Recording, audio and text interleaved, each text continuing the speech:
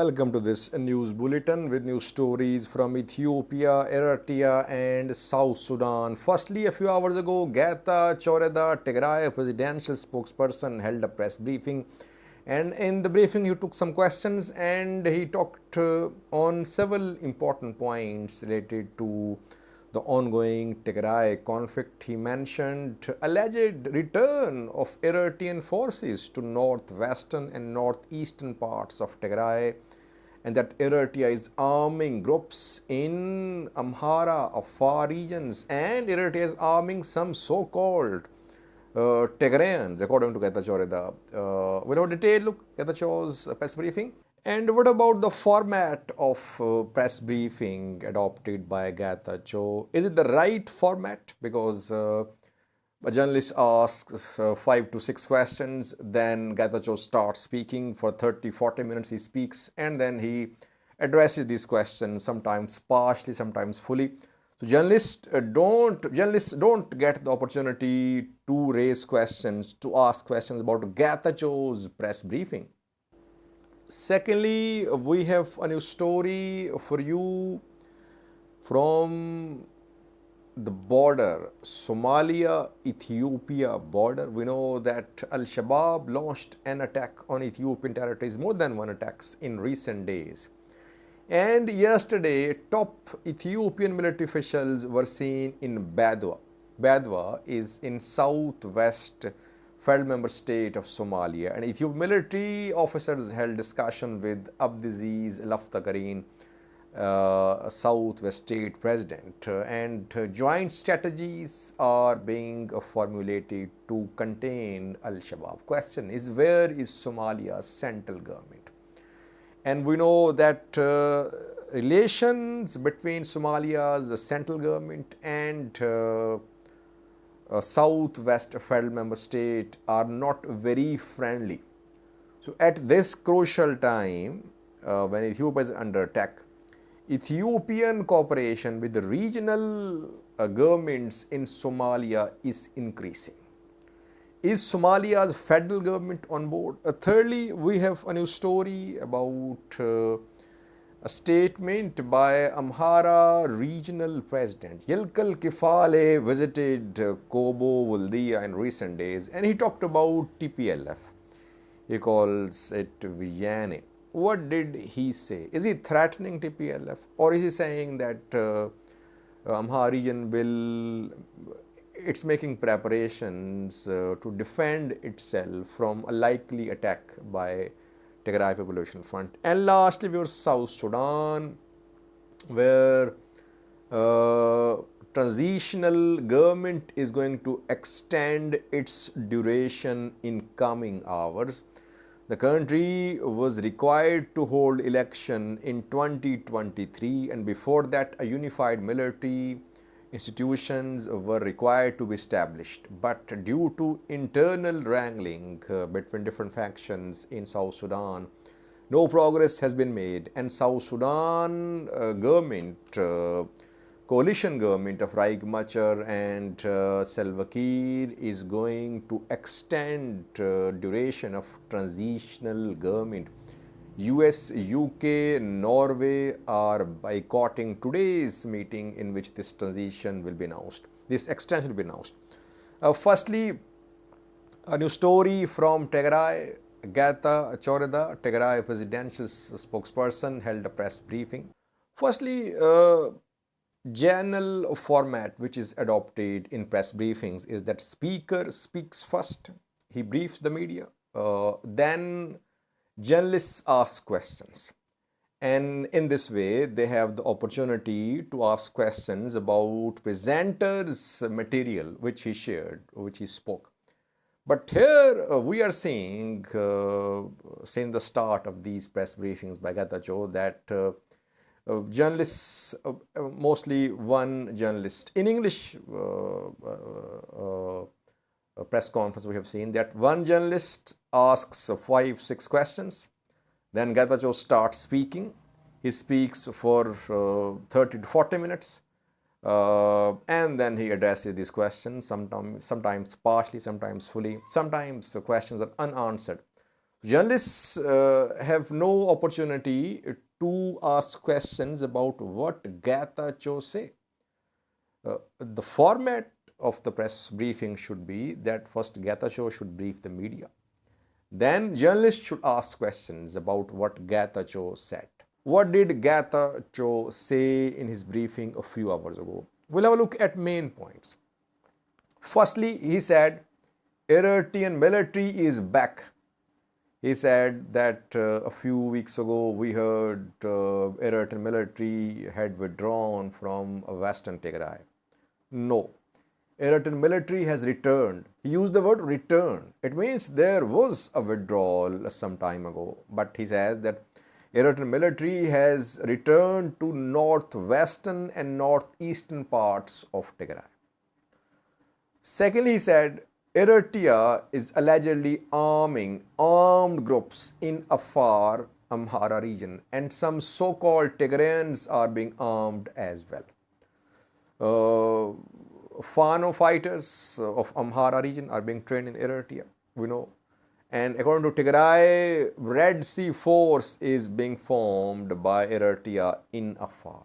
And some dissidents from Tigray are being spotted armed by Eritrean government. That we have learned in recent days. I spoke on that in some previous videos too. So he spoke about Eritrean destabilizing role, allegedly, in the Horn of Africa, especially related to Tigray conflict. Secondly, he said that international inquiry commission on Ethiopia, whose members were in Ethiopia last week, they wrote a letter to Tigray's government for an appointment with Tigray President Debretsion Gebremichael. But the commission did not visit Tigray because it was not allowed to travel to Tigray. The commission has confirmed that it is seeking permission from Ethiopian federal government for a visit to Tigray. And he raised the question of, he said, how can Tigrayans send information about human rights abuses to the commission when there is no internet, no telecom? So the commission will have to review its way of conducting investigation. It cannot solely rely on the information sent by Tigrayans because they have no access to internet. How can they send information? Thirdly, he talked about humanitarian aid delivery. He said in June, 2,500 aid trucks entered Tigray. So it's an improvement. But July's number is smaller than the number of trucks which entered in June. Again, he said no sufficient amount of fuel is available. Aid is pending distribution, lying in warehouses in Mekelle and other parts of Tigray. Very importantly, he discussed Western Tigray. He said that Debretsion Gebremichael reiterated Tigray's position in talks with EU, US foreign diplomats who traveled to Tigray a few days ago. And the Tigray government made it clear the future of Ethiopia depends upon solution to Western Tigray issue. Tigray will not negotiate on this issue. Constitutionally, Western Tigray is part of Tigray. And if the other side is not ready to hand over this territory to Tigray, the very existence of Federation of Ethiopia could be in danger. It means Tigray is not stepping back from its position. And I've been saying that core issue is Western Tigray. It will have to be resolved if there is to be lasting peace and stability in Ethiopia. He acknowledged that Tigray government is under pressure from army, from people, that it should accelerate its efforts for resumption of basic services in Tigray, for release of common Tigrayans. How long will Tigray government keep on waiting? Yes, there must be some speedy measures. Otherwise, Tigray government, under pressure from opposition parties, from army, from people, will have to make some decisions. And lastly, he talked about detained Tigrayans in Amhara, especially in the far region. He said this issue of detained Tigrayans, common civilian Tigrayans and ENDF members from Tigray, it's not a subject matter for talks. They're not criminals, they must be released. Western Tigray, not a subject matter for talks, it's part of Tigray. Basic service restoration, not a subject matter for talks, must be restored immediately. Question is, then what will be talks about? I mean, Western Tigray, part of Tigray, basic services must be restored before talks. All Tigrayans should be released, ENDF members, others. Then question is, what will the talks be about? That is difficult to understand. Will the talks be about future Tigray-Ethiopia relations? That Tigray wants to be an independent country or it wants to be part of Ethiopia. What will be the core issues discussed in talks if these key issues are not negotiable? He did not make it clear, but Tigray has made its position clear that these issues are not up for talks. We're waiting for official response from Ethiopian federal government. Now, when EU, US all have shared Tigray security guarantee to Ethiopian federal government that workers will restore basic services in Tigray will be protected. Now, this security guarantee has been shared with Ethiopian federal government through foreign diplomats by Tigray. What will the federal government do? Will it start restoration of telecom, internet, banking in Tigray? That remains to be seen. Secondly, we have a new story for you from Ethiopia Somalia border. For more than 10 days, fighting has been going on. Now intensity has decreased. Al-Shabaab fighters launched an attack on Ethiopia. They tried to form some presence, their bases in mountainous areas of Somali region state of Ethiopia.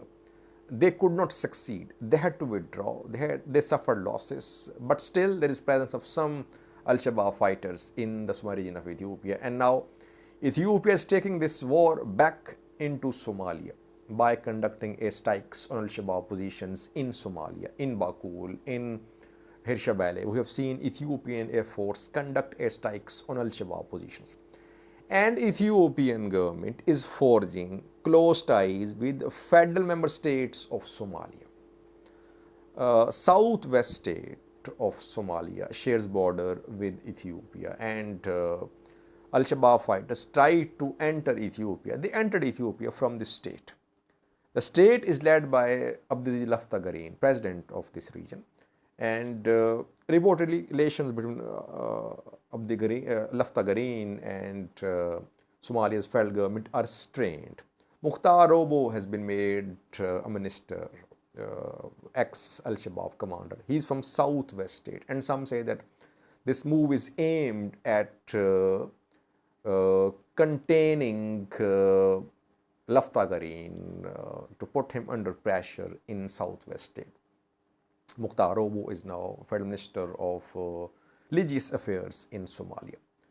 So at this crucial time, when there are tensions between Ethiopia and Somalia, because Hassan Sheikh has not visited Ethiopia so far, Ethiopia is getting close to federal member states of Somalia, disgruntled federal member states like Puntland, like Southwest state. Yesterday, top Ethiopian military officers were in Badwa, Southwest state, main city in Somalia. Two main Ethiopian military officers were there.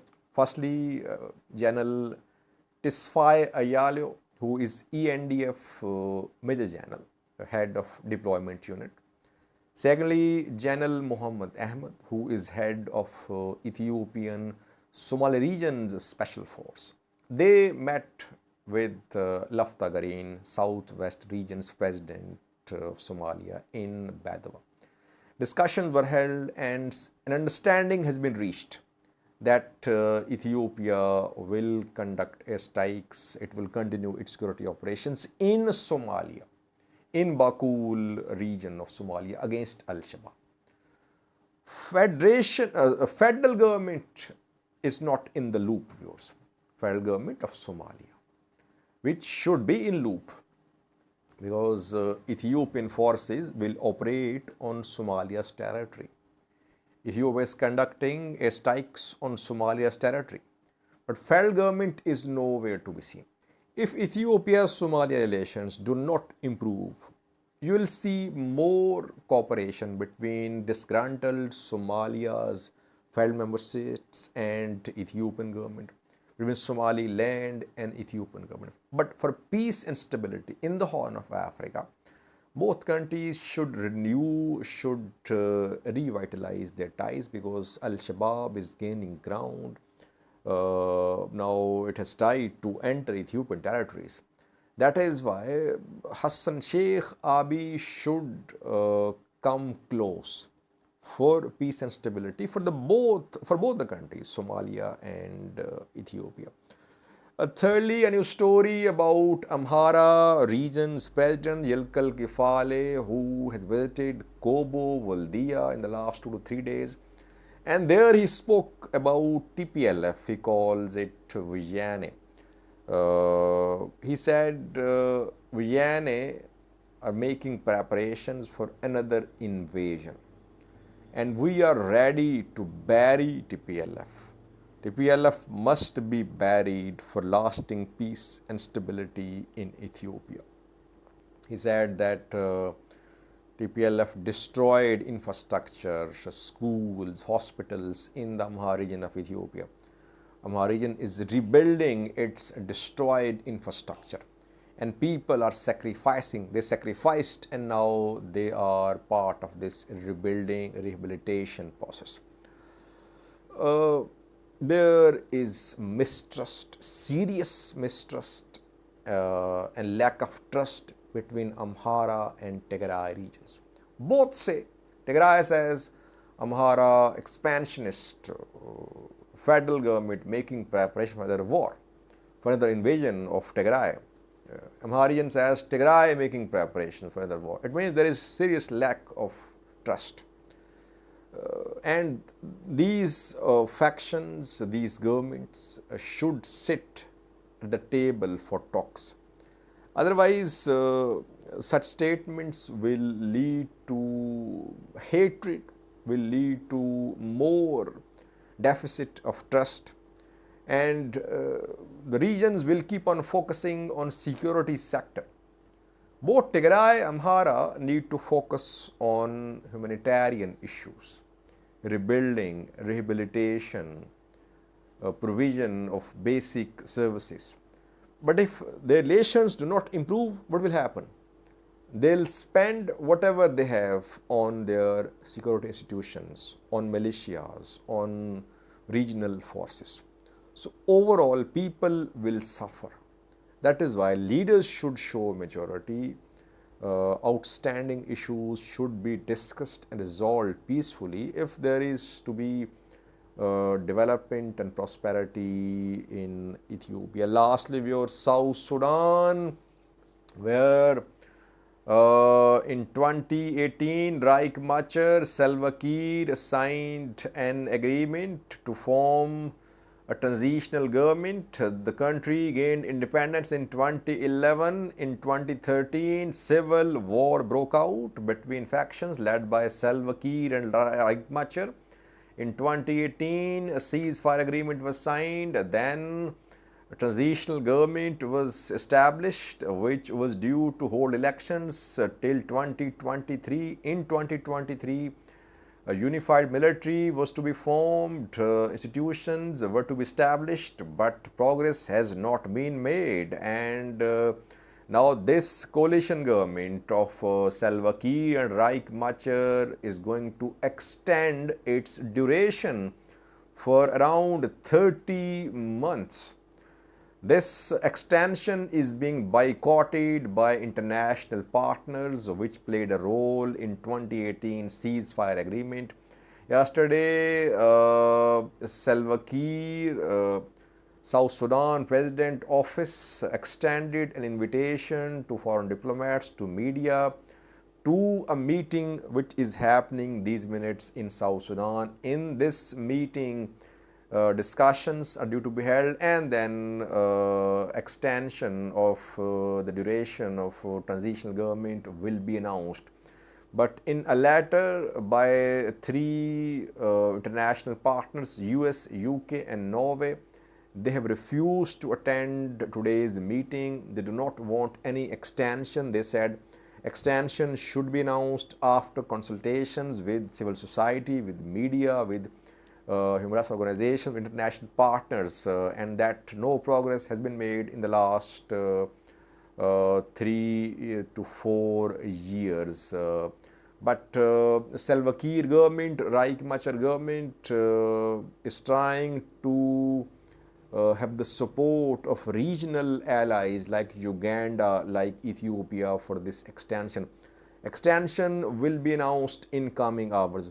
What will happen after that? Because US has withdrawn its support for ceasefire monitoring mechanism in South Sudan, which is being led by an Ethiopian ENDF general, I think. So international community is stepping back. South Sudan's economy is in shambles, and this government wants an extension for around 2.5 years.